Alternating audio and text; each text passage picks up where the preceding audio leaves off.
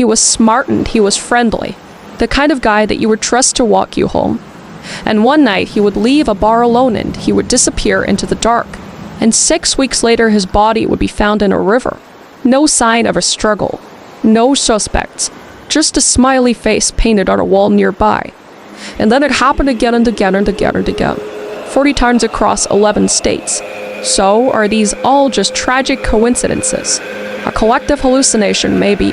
Or are we staring straight into the face of America's most ignored serial killer?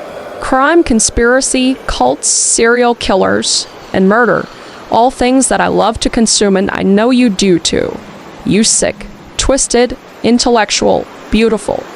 But I screwed it up. I'm not redoing it. But anyway, today we are talking about an infamous case very highly recommended in the comments.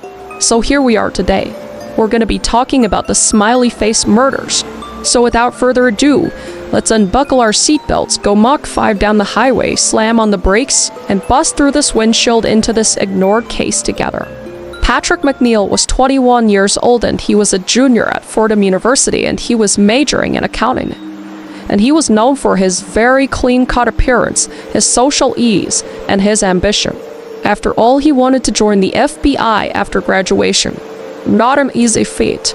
And his friends would describe him as confident and very well-liked, just an all-around great guy. And his roommates would even call him a real ladies' man. But on the night of February 16th, 1997, Patrick would go out with his friends to a bar on Manhattan's Upper East Side, something he did on a pretty regular basis. And this bar was called the Dapper Dog, a very popular for them hangout. So Patrick would go out with his friends and hang out at the bar.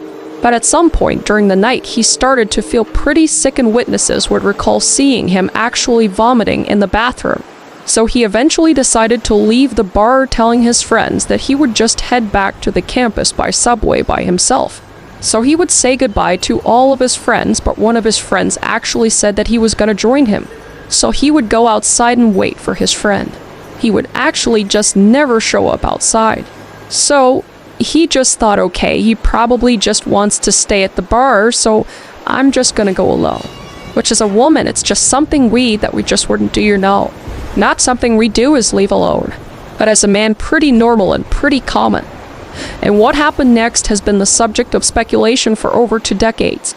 So eyewitnesses on 2nd Avenue reported seeing Patrick stumbling along the sidewalk clearly intoxicated because he was just at a bar.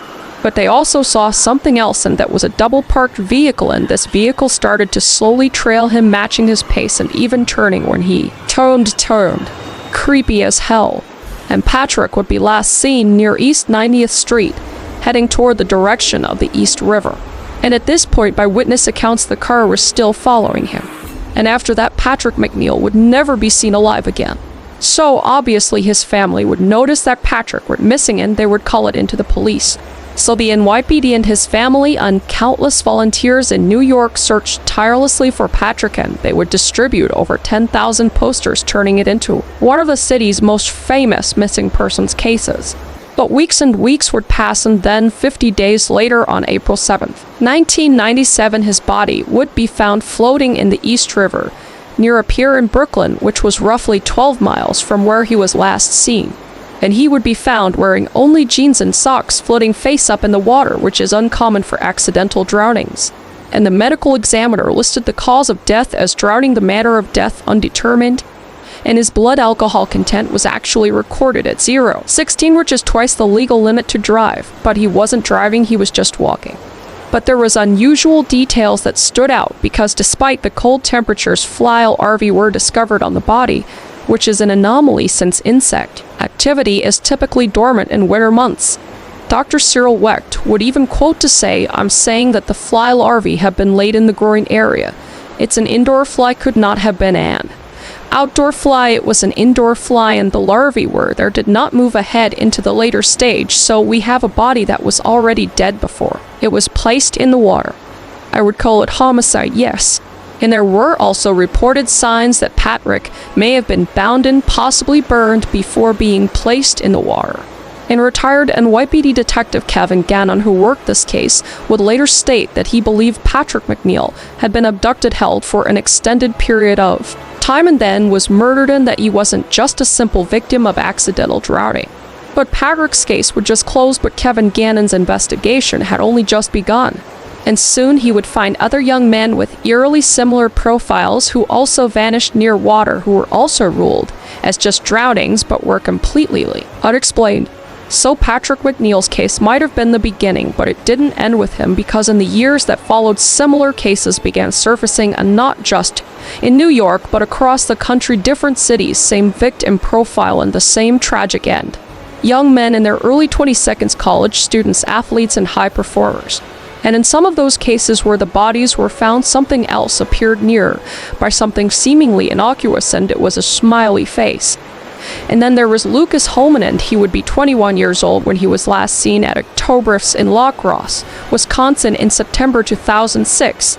And during Oktoberfest, he would actually become separated with his friends at the festivities, and days later his body would be found near the shore of the Mississippi River.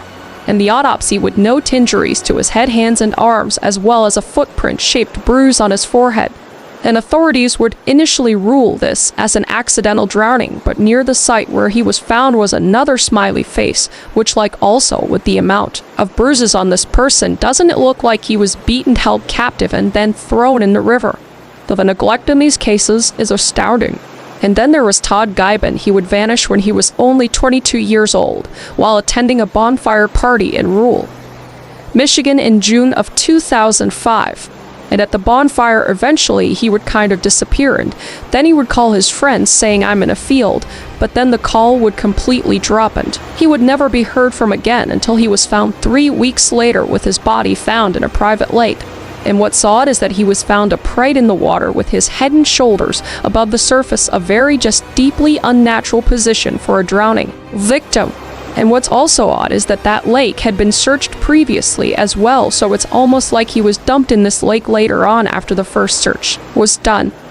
And a toxicology screen would indicate that alcohol and antidepressants were found in his system, that he was reportedly not suffering from any sort of depression at the time, but something else didn't add up because his body showed minimal decomposition, which was extremely unusual given that it would have been present if he actually died on the day of his disappearance, leading experts to question whether he had been in the water the entire time or whether he had been somewhere else before he had died. And to boot, nearby on a tree was, you guessed it, a painted smiley face. Tommy Booth was 24 when he disappeared from a bar in Woodland, Pennsylvania on January 19th, 2008, and he was celebrating a friend's 21st birthday on that night. And surveillance cameras would show that Tommy would enter the bar, but he would never leave. And 2 weeks later, his body would be discovered in a creek behind the bar, and he would be found with full rigor mortis, which usually dissipates somewhere between 24 to 36 hours after death. And for those of you who don't know what rigor mortis is, it's when the body gets really stiff after death, like almost immovable, and this actually suggested that he hadn't been in the water for the full duration of his disappearance. And spray painted nearby, someone had left an eerie smiley face. And then there was 24-year-old William Hurley, an Navy veteran, who disappeared after leaving a Boston Bruins game on October of 2009. Before he left, he would call his fiancée for a ride, but when she arrived shortly after, he was gone.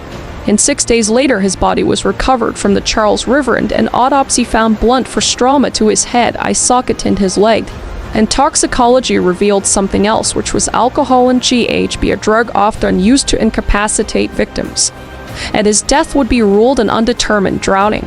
And once again, there was a smiley face near the river. And then there was 21-year-old Chris Jenkins. He was a student at the University of Minnesota. On Halloween night 2002, he left a bar in downtown Minneapolis and was never seen again. And for 4 months later, his body would be recovered from the Mississippi River, and he was still fully dressed in his Halloween costume. So authorities initially ruled this as an accidental drowning, but in 2006, after years of pressure from his family, the Minneapolis Police Department reclassified his death as a homicide. It's just so sad that the family had to pressure the police into considering this case as a homicide, like, do your fucking job. And to Detective Kev and Gannon, the detective who was on Patrick McNeil's case, who was the first case, this wasn't just a win for the family. It was a sort of validation proof that one of the earlier cases had been mishandled and that it could fit the pattern he had begun tracking, because one case is a tragedy and two is maybe a coincidence, but when young men across the country begin vanishing under almost identical circumstances after nights out drinking, always found an inn. Water often with smiley face graffiti nearby. At what point do you stop calling it coincidence? And that is the exact question retired detectives Kevin Gannon and Anthony Duarte, who actually joined the Gannon investigation, were asking, because they were asking. Because they weren't seeing isolated drownings, they were seeing a pattern emerge and mark a symbol, a face, and sometimes it was large and cartoonish, and other times it was kind hastily scrawled, but it was seemingly always nearby and always just out of place enough to feel raw. But to most investigators, these were just coincidences, because graffiti is in fact pretty much everywhere and smiley faces are extremely common. But to Gannon and Duarte, they were signatures, though they weren't left at every single crime scene, so they were not predictable but seemingly intentional enough to at least suggest taunting or a pattern or a ritual. So by the mid-2000s, what started as a lingering suspicion had grown into something far more disturbing. And retired NYPD detectives Kevin Gannon and Anthony Duarte were just reviewing cold cases at this point. They were tracking the pattern, as I said before, and this pattern spanned dozens of cities, and it was a pattern that no one else seemed to be seeing for some reason. So by this point, the team had compiled a list of over 40 young men, and all of them were found in bodies of water and ruled as drownings, and all just deemed accidents. But to Gannon and Duarte, the similarities were just impossible to ignore. But to police departments, they were just unrelated tragedies. So Gannon and Duarte started to put all of these pieces together, and a map started to take shape, and the shape was not random. And to make sense of it, the team needed more than investigative instinct. They needed someone who could look at the data and explain from the outside. And that's when Professor Dr. Lee Gilbertson came into the picture. He was a criminal justice professor and expert in organized criminal behavior from St. Cloud University in Minnesota. And Gilbertson hadn't necessarily set out to solve the case. In fact, his introduction actually came through the classroom, because he would actually assign deaths of several young men as a case study for a graduate course in criminal profiling. So at first it was just academic curiosity, because the cases themselves were but they were also very distant until of course the similarities began to of course pile up. So then came the phone call, and detectives Gannon and Duarte actually saw the project online and called them to collaborate. And when Gilbertson first initially examined the case files, he didn't just rush to judgment, which I think is good. He approached this theory with great caution, constantly looking for holes and inconsistencies. So he wasn't necessarily trying to prove their point, he was just trying to understand it at this point. But he would say patterns were there. There was the same profiles, same behaviors, and same aftermath. And the most telling actually was the same terrain, because Gilbertson saw what the others didn't, and that was that the geography actually might be the key, because the victims weren't being found in obscure locations, they were actually being found inside of patterns along specific river paths in proximity to college towns and within certain travel corridors. So he argued that the locations actually weren't accidental, they were deliberately chosen. So Gilbertson would pose a theory of his own, one even darker than the idea of a lone serial killer, because he claimed that this didn't look like it was the work of one person, but instead looked like the work of a network. So according to Gilbertson, these cases didn't resemble a serial killer's hunting ground, but a disturbed model more akin to a gang or cell-based activity. Essentially multiple individuals, which is just even more terrifying and horrible.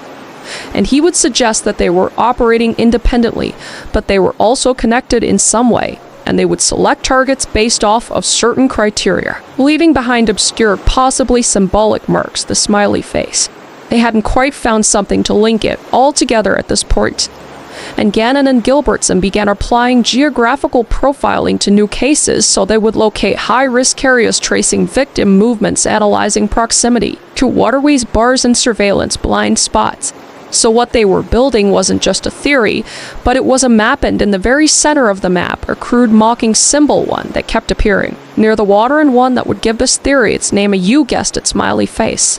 But as I was saying before, the symbol wasn't consistent in design. There was no single style, no brand-like stamp that screamed serial killer like a lot of serial killers we go through. They have a very specific MO, and they do certain rituals like leaving marks or taking specific items, and in this case, it's a smiley face. But since it's not consistent, it really doesn't seem like it's one person. But this kind of just added to the unease caused. Smiley faces were showing up within walking distance of recovery sites, often within 20 feet, but again, it wasn't at every single scene, but in just enough of them to start to raise questions. So in the cases like Tommy, Todd, William, and Lucas, the smiley face was there, and sometimes they weren't alone because Gannon's team claimed that they actually found additional undisclosed markings at some of the sites. Some were runes, arrows, and abstract figures. But they chose to not release those symbols publicly because they didn't want to inspire copycats or alert whoever behind it, because the team believed that these symbols were kind of a mocking calling card. And in interviews and briefings, Gannon started to refer to the perpetrators or whoever they were as part of a syndicate, which is a loose network of individuals or cells possibly communicating across cities. And he suspected that the group selected victims with great care, targeting young men based on profile, vulnerability, and opportunity. And each act carried out in a different place. Each crime was dressed as an accident, and each message was tagged with a smile. So at this point, the press just needed a name, of course, and soon they would have won the Smiley Face Killers. So what started as just a theory was now a brand, and one that would spread across the internet to message boards, true crime communities, and headline after headline. It would just keep coming up, the Smiley Face Killers. Behind that eerie nickname was still a chilling question if this was real and if someone was really killing young men across the country and leaving behind this time. Cryptic grin, how had no one stopped them at this point or properly investigated them besides Gannon and Duarte, who were just doing this as like something on their off time basically. So while their theory began to catch the public's eye behind the scenes, it was already being quietly dismissed. But Gannon and his team were not backing down, because for every case critics explained away, but that's when another one surfaced. So Dakota was 23 years old. He was a graduate student of the Kennesaw University with a promising future. He was very bright and very responsible, and not the kind of person who just vanishes without a trace and who vanishes with no reason. But on January 25th, 2017, Dakota went out with friends in downtown Pittsburgh, and it was just a casual night out, just drinks after a very normal day, nothing unusual for him. But surveillance footage later showed him walking alone through Katz Plaza and then down a nearby alley toward Fort Duquesne Boulevard. And that would be the last time he was seen alive. And for 40 days, Dakota was just missing, and the family would just beg the public for information, and the searches would intensify, and then he would finally be found. So on March 6, his body was surfaced in the Ohio River near Interstate 79 bridge over Neville Island, miles away from where he was last seen. And the Allegheny County medical examiner ruled it an accidental drowning. There was no trauma, no foul play suspected, and the case was just closed. But Dakota's family did not accept that, especially his mother, Pamela James, because she believed that there was no way he ended up in the river on his own. And that's when Dr. Cyril Wechter, a renowned forensic psychologist, would enter, and he would go on to review Dakota's case, and he would find it deeply troubling, and he would make these notes: minimal decomposition, inconsistent with traveling over 10 miles in 40 days in a river, supposedly through a dam as well. Ligature marks around the neck suggesting possible strangulation, not mentioned in the autopsy at all, and the distinct difference in coloration of the fingernail beds of the fourth and fifth fingers on both the right and left hands, which certainly would be consistent with someone reaching up and trying to release the pressure from a ligature that is being applied around the neck. So to Wecht, this wasn't just drowning, it looked more like a staged crime scene. But the police just stood by their ruling.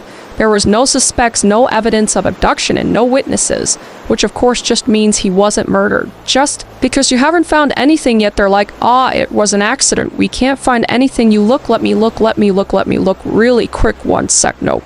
Case closed, it was an accident. Let's go get lunch. Like the amount of neglect in these cases, it is just so sad, so disheartening, especially for these families just wanting answers as to why their child, their brother, their uncle, whoever went missing and just turned up dead in there, just being pushed aside. It's disgusting. And obviously to Dakota's family, this was not a tragic accident. They believed it was something else, something much darker. And for those who had been following the smiley face killer theory for years, the details felt hauntingly familiar. So Gannon once again would assemble his team. It's like the Avengers, I love it, including former members Anthony and Dr. Lee Gilbertson, but this time added a fellow retired NYPD detective, Michael Donovan. So with fresh eyes and newer tools, the team brought something to the table that most local departments lacked, which was advanced forensic methods, digital reconstruction, and geographic profiling. Because to them, this wasn't about just chasing hunches, it was about following the data and letting the digital trail speak for itself. And in several cases, they conducted detailed reviews of cell-phone records, GPS logs, and account activity. And these discoveries would form a foundation for a brand new light to be shown on the smiley face killer theory, but more on that in a moment.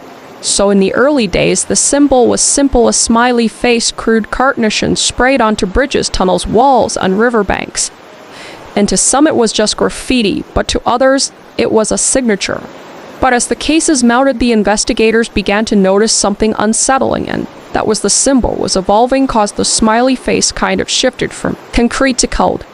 And they began to theorize that the symbol was no longer limited to paint cans and underpasses. It had become something more abstract, a digital marker passed through usernames, avatars, on encrypted online communities, and it was a way of signaling identity or allegiance.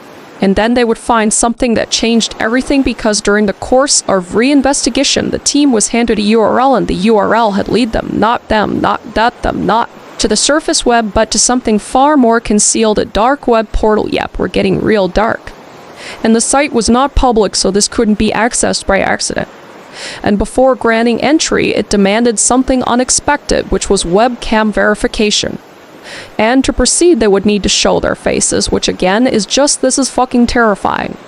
And this was a step that no investigator could afford to take, so they would back off, but what lay beyond that login screen has haunted them ever since. And from that moment on, the Gilbertson network's theory felt much stronger, but this dark web portal helped paint a picture. It was decentralized, anonymous, operating in cells across various cities, and each cell, they believed, composed of dozens of individuals capable of recruiting, surveilling, and communicating without leaving a trail at all. And if true, it would explain the uniformity of the victims, the precision of the disappearances, and the near total absence of forensic evidence. So the recruitment, they theorized, occurred through encrypted communication. So these weren't just thrill kills, they were coordinated acts, according to Gannon's team. And the smiley face, it wasn't just a taunt anymore, it was a banner.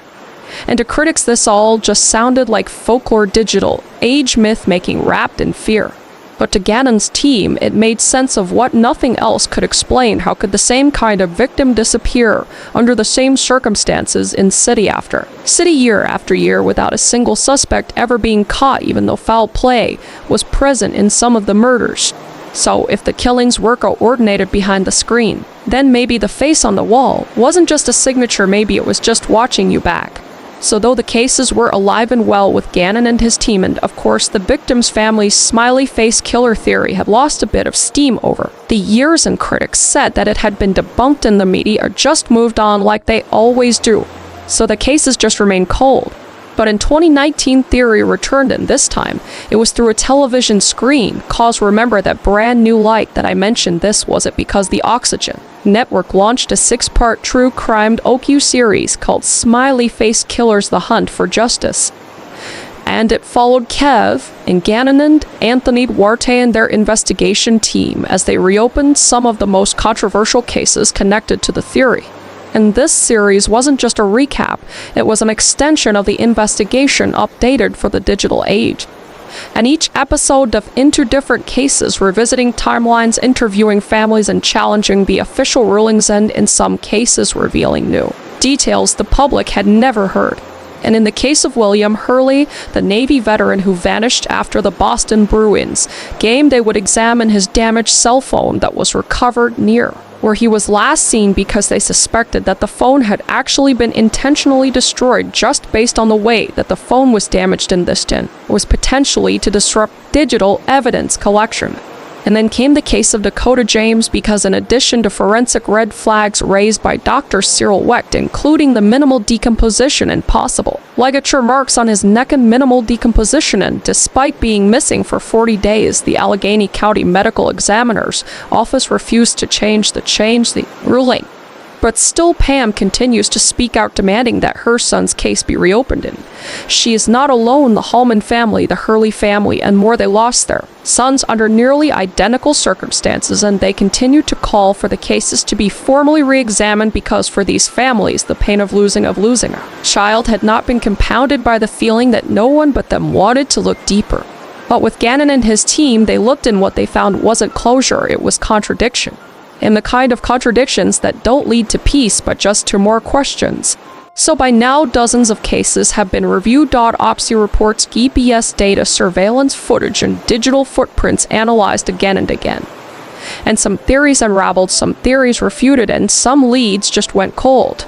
But even after that, some patterns refused to go away, and victim after victim followed the same haunting sequence: college-aged man, intelligent, athletic, and well. Like disappearance late at night, often after leaving a bar or party, and they were found days or weeks later in a body of water with no sign of robbery, no sign of essay, and no motive. And in many cases, the victim's phone was missing or later found damaged.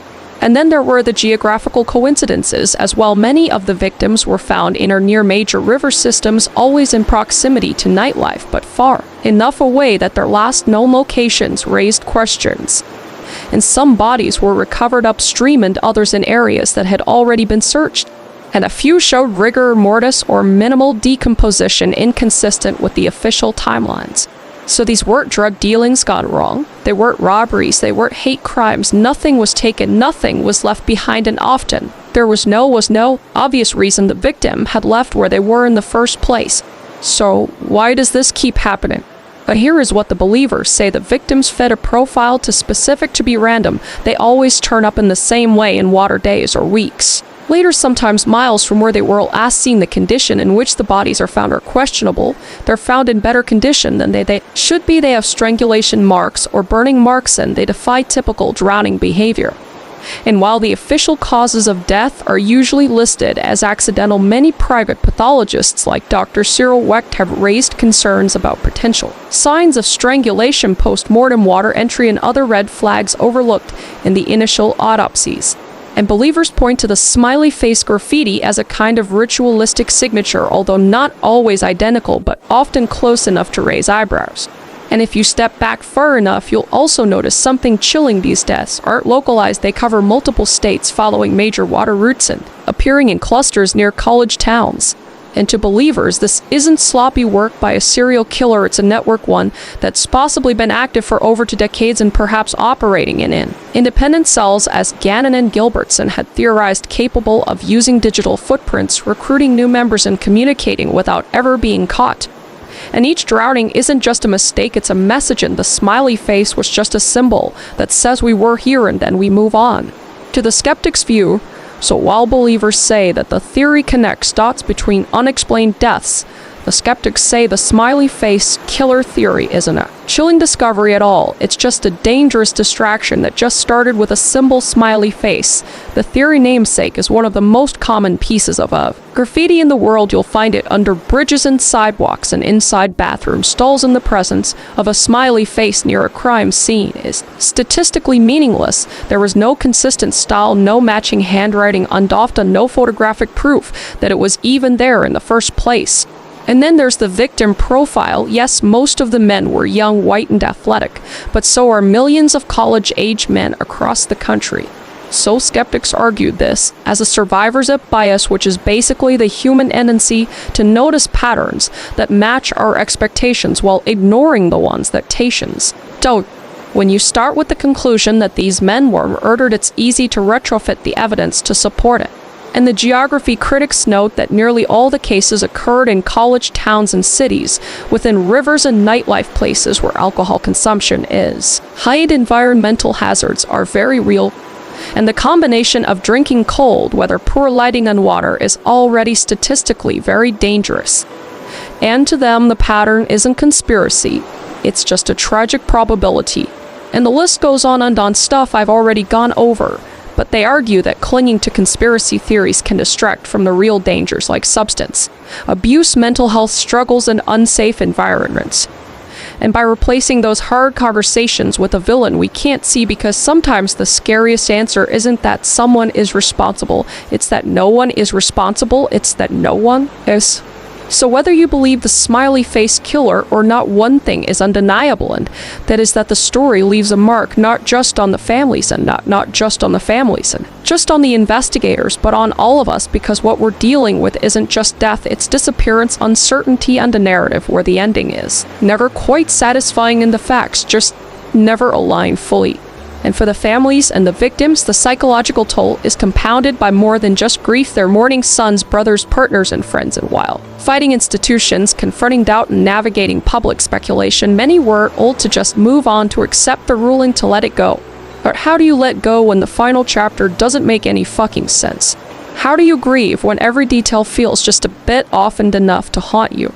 And for law enforcement, the toll comes in a form of pressure. They fear of missing something bigger, or chasing the wrong theory, or of being accused of apathy. And for some officers, the cases remain open wounds, and for others, just statistics in a filing cabinet.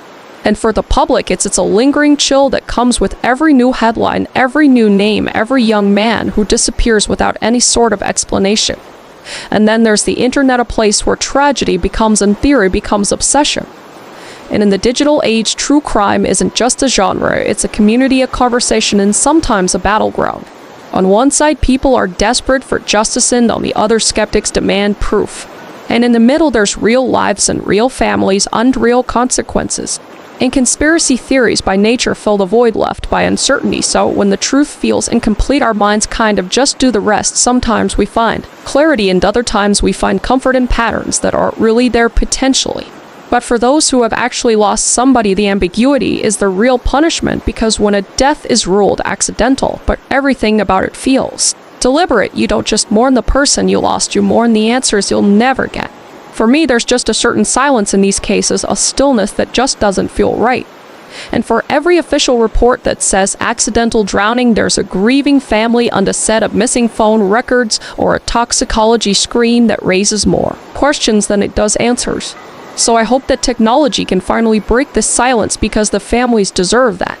But I personally do share that just gut feeling by those investigators and parents, and every friend that says that wasn't like him, because if it's all coincidence, why does it feel so intentional? But I will leave that question to you. I'm very interested to see what you guys think about this case. I know it was a long one, but it's extremely interesting, and I know a lot of you recommended this. Thank you for recommending it. I'm happy to bring new light to this case. I think it's really important.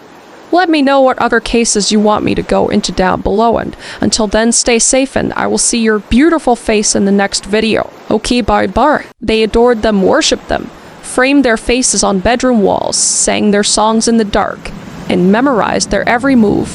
To the world, they were stars, icons, untouchable. But to someone else, they were so much more, something personal, intimate, and possessive. Some called it admiration and others called it love. But what happens when obsession crosses the line, and when fantasy fractures? When the person that you idolize becomes the subject of your rage? These are the stories of fame turned fatal. Crime, conspiracy, cults, serial killers, and murder, all things that I love to consume, and I know you do too. You sick, twisted, beautiful, intellectually minded freak. And today we are talking about just that, celebrities who were killed by their biggest fans. So without further ado, let's unbuckle our seatbelts, go Mach 5 down the highway, slam on the brakes, and bust through this windshield into these killer fans together. Before we get into the video, I just want to say thank you. Yesterday, which is probably a week now, I've got no 2 on the Spotify charts in North America, right under Joe Rogan. I'm coming for you, Joe, knocking on your door. But I know it'll be short-lived, or whatever Oz you guys blew up one of my episodes, but I just want to say thank you so much for listening here, and for listening on Spotify as well, along with all the other listening platforms like Apple and the other ones. And if tired, you didn't know I'm on Spotify as well if you want to listen there. But I'm floored by the love from you guys in this true crime stuff. It means the world to me, and I truly enjoy doing this content, learning more, going through these cases and bringing light certain cases and everything.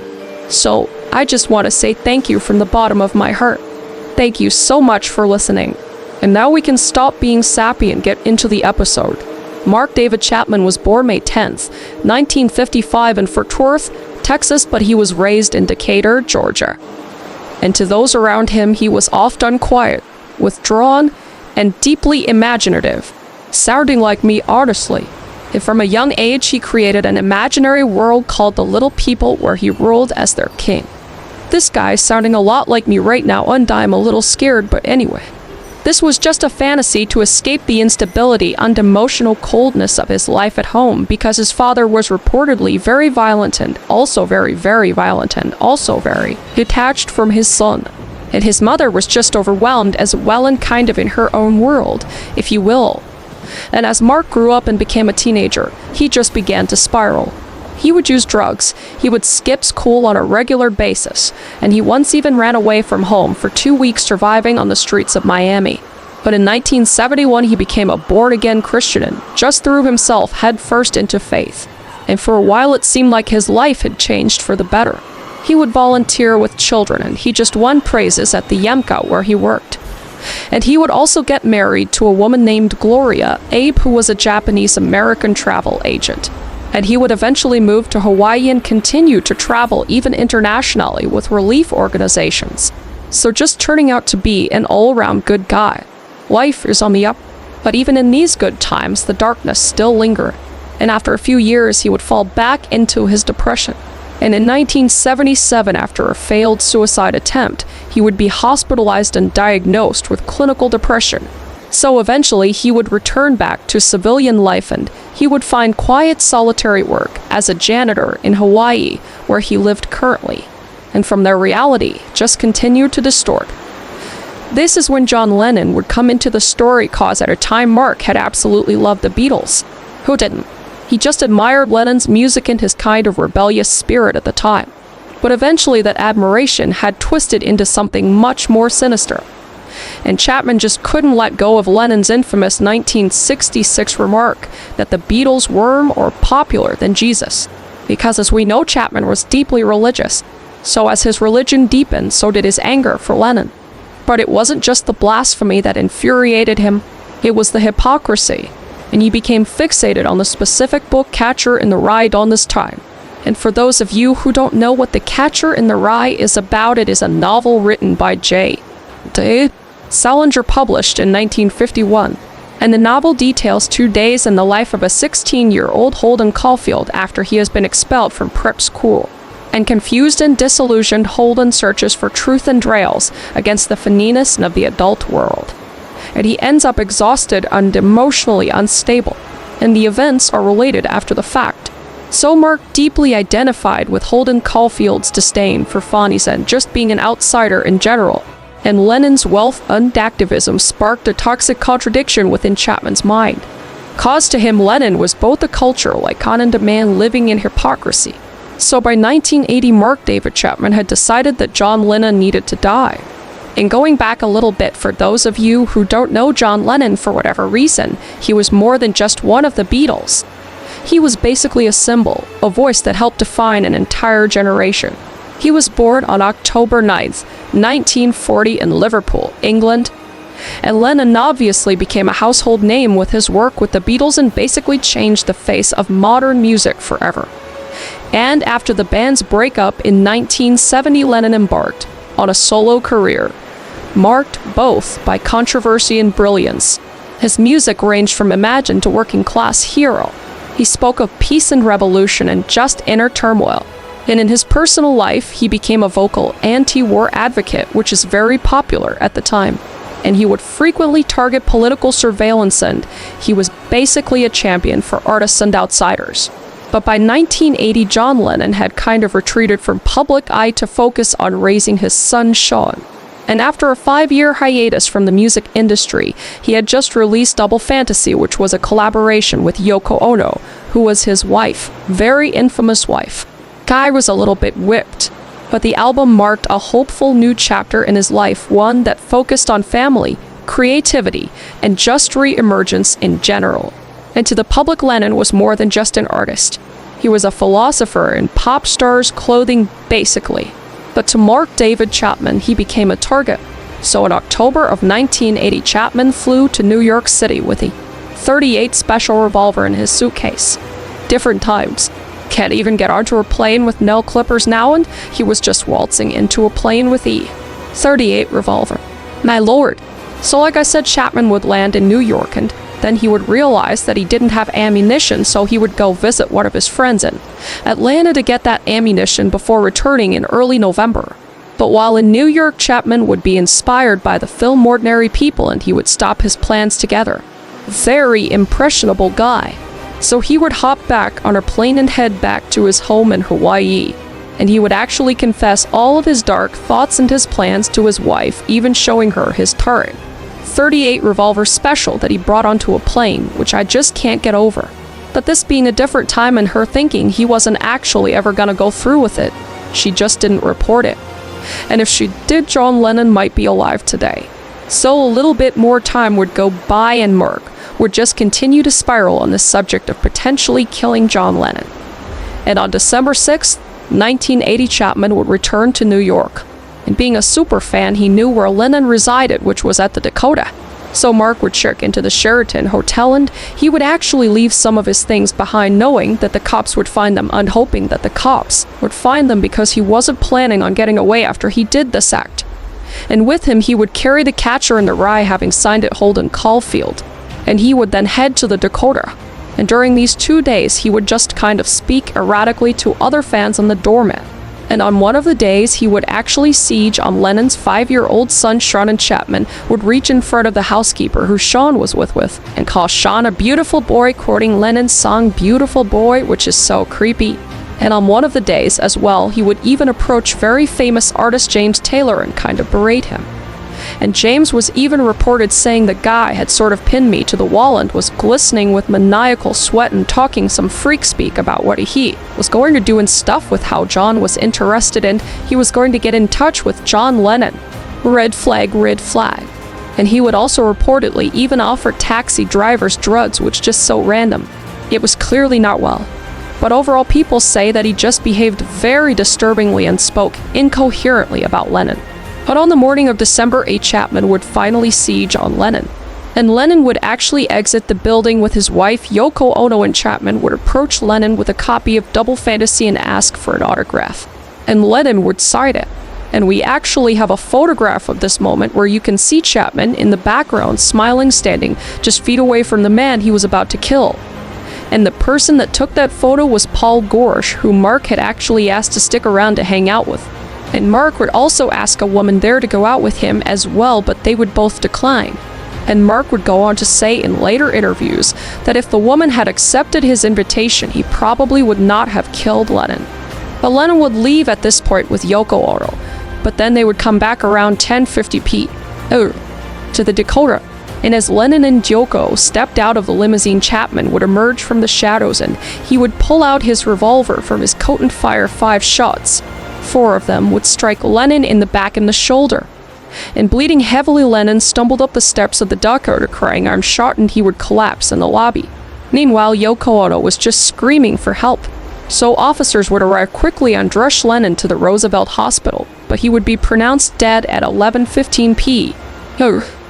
And that night, John Lennon would be 40 years old at this time. Meanwhile, Chapman didn't even attempt to flee the scene. He just remained outside the Dakota reading The Catcher in the Rye. And inside the book he had written, "This is my statement." And when the police arrived, he would peacefully surrender. News of Lennon's murder just ricocheted across the globe. Vigils would erupt in major cities, and in Central Park, 200,000 mourners gathered in stunned silence. I mean, this is up there with Princess Diana and Michael Jackson. This was an incredibly big deal. Radio stations would play Lennon's music on loop. For millions, it felt like the voice of peace itself had been silenced. And in later interviews, Chapman would admit that his motive was completely selfish. He just wanted fame to become somebody. And killing Lennon in his warped logic was the only way to do that. So Mark would be convicted of second-degree murder and sentenced to 20 years to life. And he remains in prison to this day and has been denied parole repeatedly.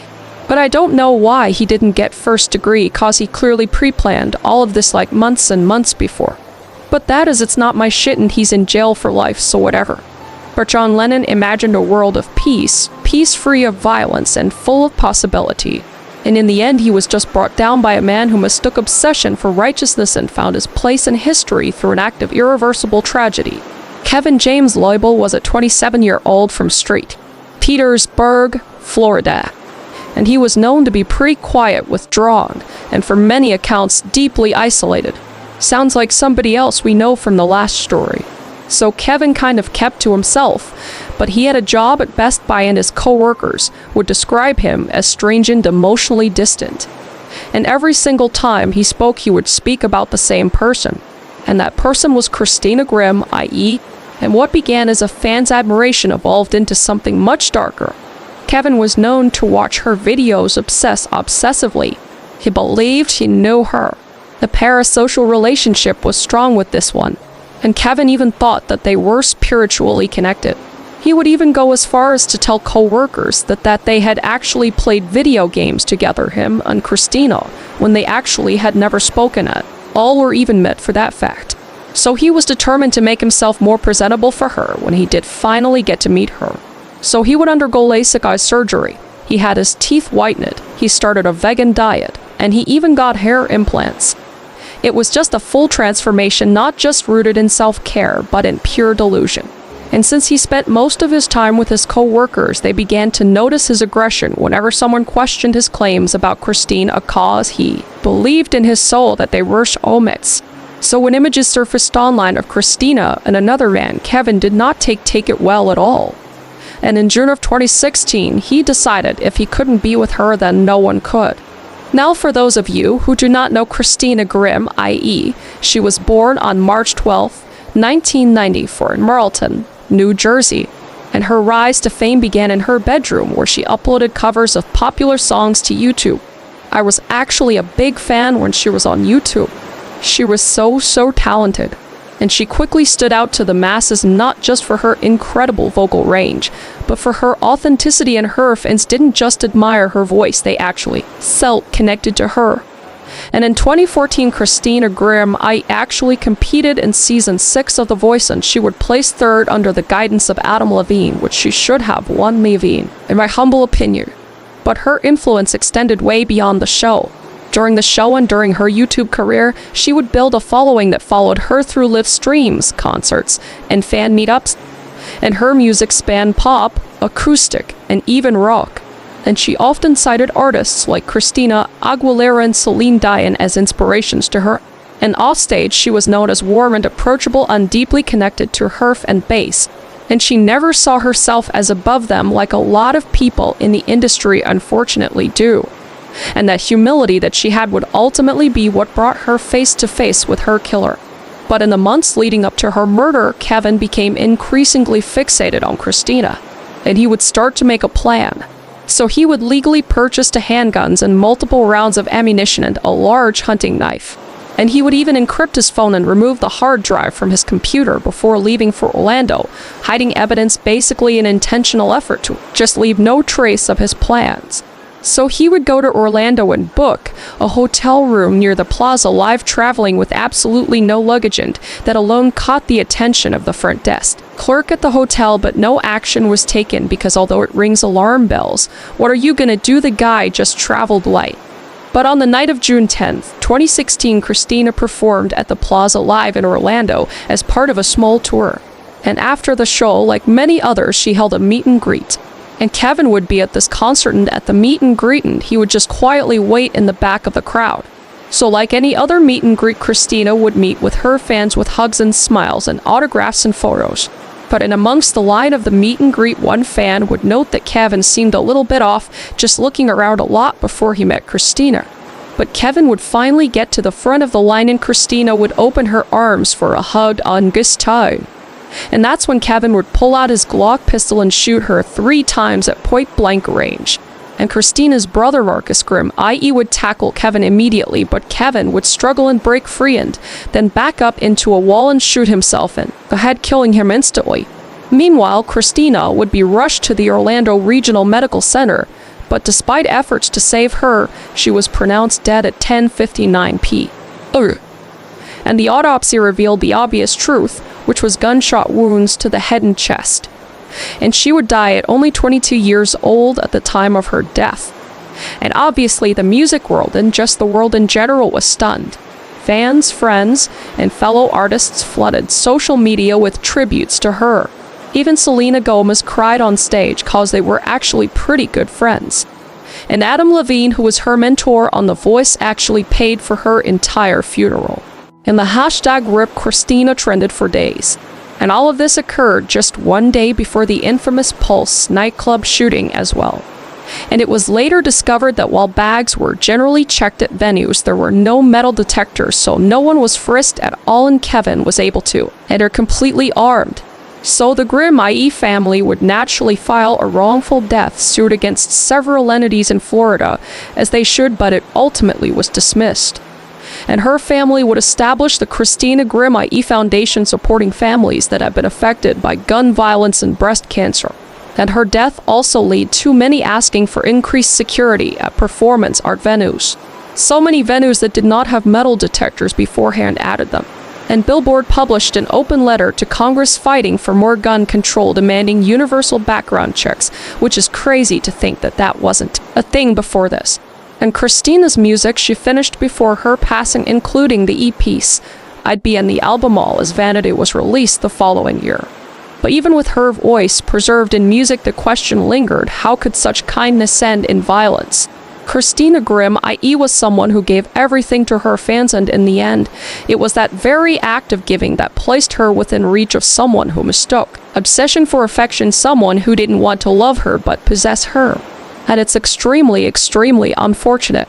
But I will also be linking that foundation down below and also giving a contribution to it as well, so you can donate to that if you want to. But that brings us to our next story.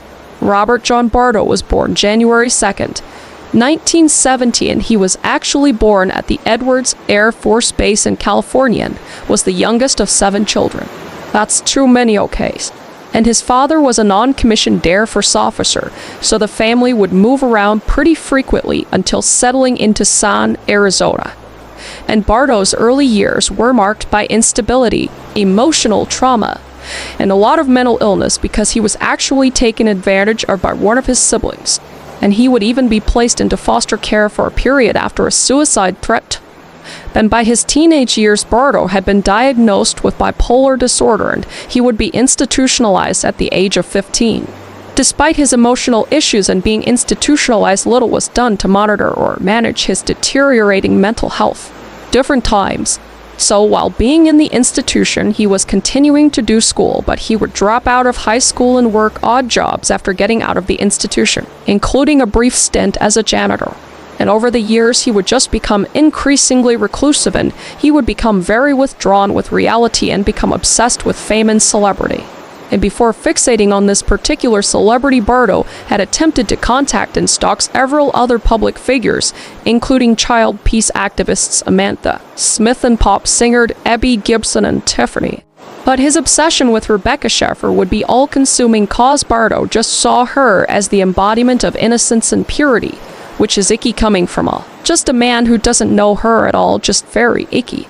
And when he watched her in the sitcom My Sister Sam, he believed she was speaking directly to him. So that delusion was real. So he began sending letters on letters on letters, one of which was actually received and had a polite reply, which was basically a gesture of kindness that would later be twisted in a delusion of connection. And for those of you who don't know who Rebecca Sheffer is, she was born on November 6th, 1967 in Eugene, Oregon, and she became a model as a teenager and transitioned into acting, landing commercial and minor television roles. But her big break came in 1996 when she was cast as Patty Russell, the sweet, bubbly young sister in the CBS sitcom My Sister Sam. And the show was a modest hit, and Sheffer became a rising star in the eyes of the public, known for her girl next door charm and wholesome appeal. She was carefully crafting a future in both television and film. And unlike many of her peers, Rebecca remained very grounded, friendly, and very professional. So her future just looked very bright in Hollywood. And she was only 21 years old when she auditioned for a part in The Godfather Part 3, a role that, had she lived, might have taken her career to new heights. Now Bardo's obsession with Rebecca would intensify when he saw her in a provocative bed scene in scenes from the class struggle in Beverly Hills, because in his deluded, delusional, stupid mind, this was some sort of betrayal against him, even though it was just TV she was acting. The scene just made her no longer pure in his eyes. So he was just convinced that she sold herself out. So Bardo's adoration just curdled into hatred. And he would even go as far as to hire a private investigator for $250 to obtain Rebecca's home address through California DMV records, which, like, how the fuck is that legal or was illegal? So he would get that information, and then he would ask his brother to help him get a gun since his mental illness disqualified him from buying his, but he would ultimately secure a .357 Magnum revolver. And on July 18th, 1989, Bardo flew from Tucson to Los Angeles and tracked down Rebecca's address. And that morning he would ring her doorbell carrying an autograph she had once sent him, the one letter that he received back. And Rebecca, who unfortunately was just expecting a script to be delivered at that time, just answered the door with no question. So she would open the door and she would see him and actually speak very kindly to him, but ask him just not to return. So he left, but less than 2 hours later, he would come back. So at approximately 10:00, Bardo would return to Rebecca's doorstep. And this time, when she unfortunately answered, he would pull out his revolver and he would shoot her once in the chest at point-blank range. And she would immediately collapse inside the doorway of her apartment. And he would later recount, after being caught, that she asked why.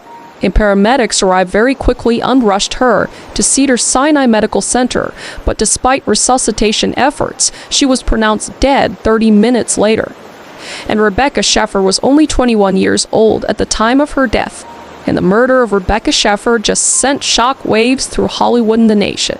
Vigils were held in Los Angeles and across the country, and for many it was the first. They truly saw the dangerous power of unchecked obsession in the celebrity-fan relationship.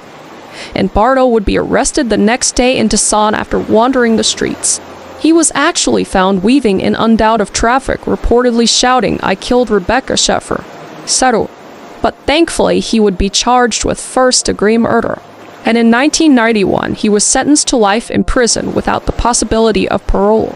And Rebecca's death led to sweeping changes in privacy laws. California actually passed the first anti-stalking law in the United States. And the Driver's Privacy Protection Act was signed into federal law in 1990, for which, like, why the fuck was that ever open to public? It just doesn't make any sense to me, but it basically made it illegal for DMV records to be disclosed without a person's consent.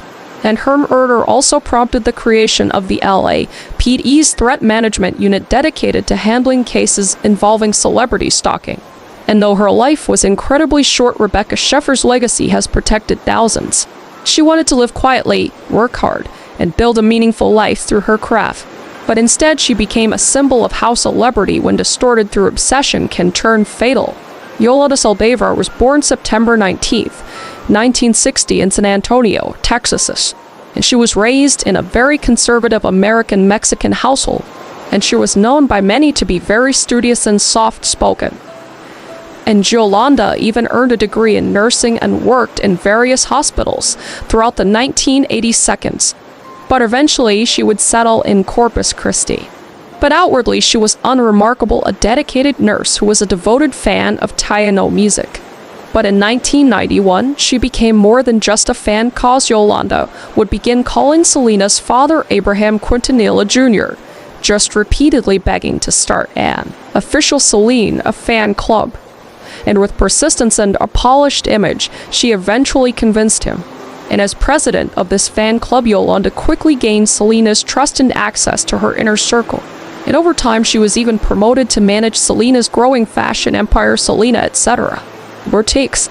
But behind the polished surface, Yolanda's behavior turned increasingly possessive. And employees would report that she was very controlling, manipulative, and increasingly unhinged when challenged. and in early 1995 financial discrepancies began to surface. Complaints would start to roll in from fans and customers about missing merchandise and unreturned phone calls, so not doing a really good job at managing. And Abraham Selina's father would launch an investigation, and what he found would set the stage for betrayal. But who is Selina? Selina was born April 16, 1971 in Lake Jackson, Texas, and she would be the youngest of 3 children. And Selina's talent was evident from a very early age.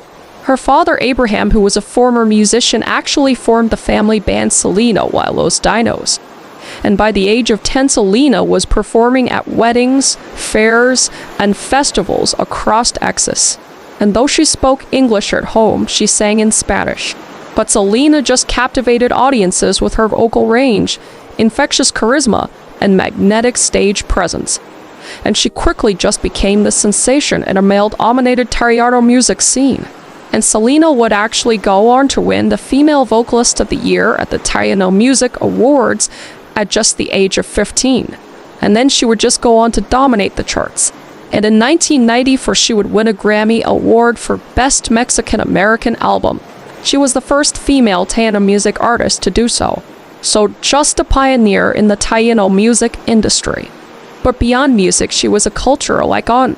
She was a fashion designer and entrepreneur, a role model.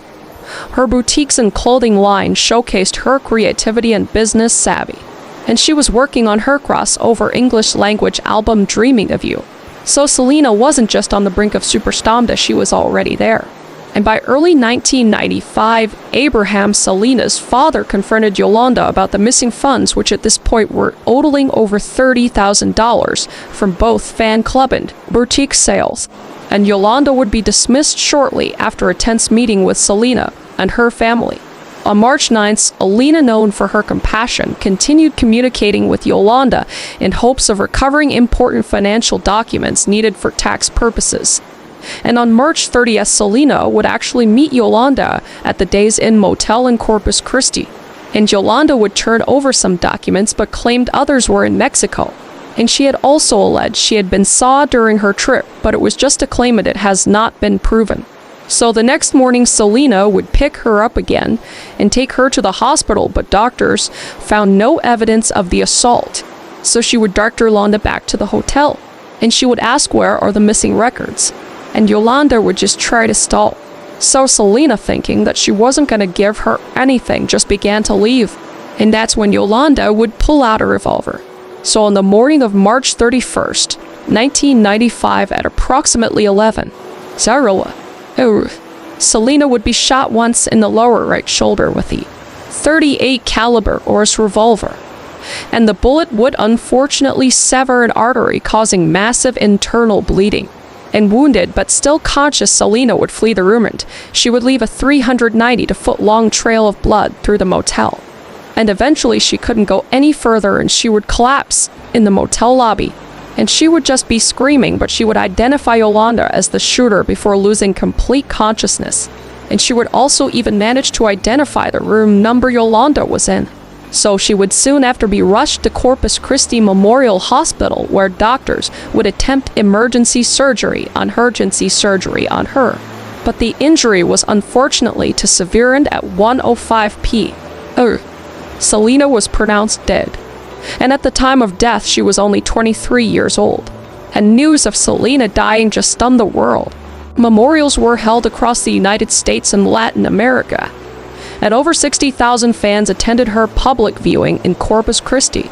And her death was likened to the death of John Lennon or even Elvis Presley, just sudden and senseless and seismic. Meanwhile, after the shooting, Yolanda would enter a 9-hour standoff with police from the parking lot at the Days Inn Motel before surrendering.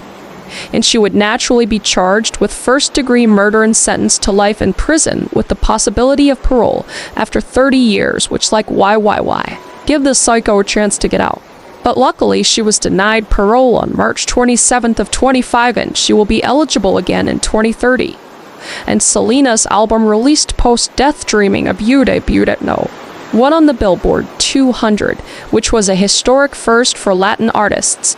And in 1997, her life was immortalized in the biopic Selena starring Jennifer Lopez. And statues, street names, festivals, and museums have dedicated to preserving her memory. And in 2024, she was awarded the National Medal of Arts, reaffirming her lasting influence. And Selena was more than just a singer. She was a cultural brigand, a beacon of representation, and basically just a dream realized. And her life was filled with love and light and limitless potential. And that potential was unfortunately ended by a fan that she let get too close. So, these tragedies just remind us that fame isn't just a spotlight. Sometimes it can unfortunately be a target. And when fantasy curdle less into resentment, when devotion distorts into delusion, the very thing that lifts a star into the sky can be the same thing that brings them down. So if you found yourself unsettled by these stories, good, because you're meant to be. We all are meant to be. Because while these lives were cut short, their legacies serve as a warning. Fame can certainly make you a legend, but it can also make you a target. At the end of the day, we're just all people, so let's treat each other with kindness and respect. And my heart goes out to the families and millions of people that were affected by these deaths. But that is it for this video. If you want me to go over any other cases, let me know down below. I just want to say to my audience, I appreciate you so much. I've had nothing but positive interactions with you guys, and I feel so blessed every day to have this platform. So just know that I appreciate you, and I hope that you stay safe. And I will see your beautiful face in the next video. Okay, bye.